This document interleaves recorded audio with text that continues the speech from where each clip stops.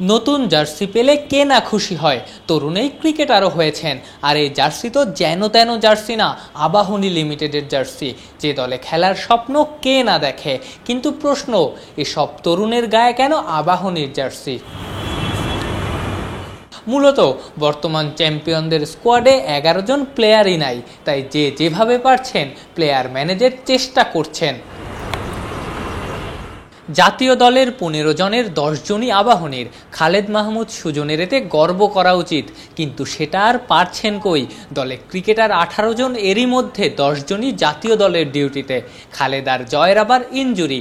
দিন শেষে আবাহনীর স্কোয়াড পরিণত হয়েছে 6 জনে। ঠাট্টার ছলে প্রশ্ন উঠেছে, অবসর ভেঙে সুজন রাজিনী নেমে পড়বেন না তো আবার? না, আসলে ওই বয়স তো নাই, থাক মন চাইতেছিল কালে খেলে ফেলি, বাট না, ডিফিকাল্ট টিম করাও ডিফিকাল্ট হচ্ছে আসলে, সত্যি কথা বলতে গেলে। কারণ 10টা প্লেয়ার তো নাই, প্লাস খালেদ আর জয়ও ইনজুর্ড, মানে 12টা প্লেয়ার নাই, ইনফ্যাক্ট 6টা প্লেয়ার আছে।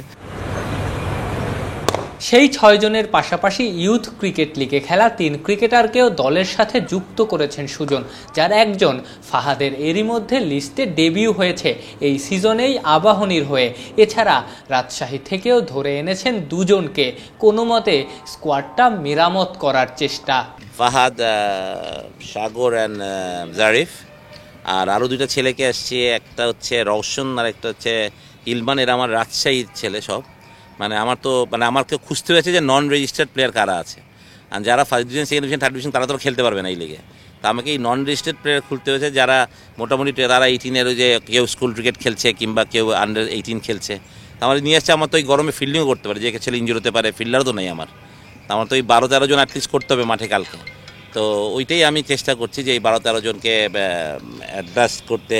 বাকি যা টিম আছে আমি তো যা সেটা নিয়ে আমাকে ফাইট করতে হবে, তো I am happy to do it.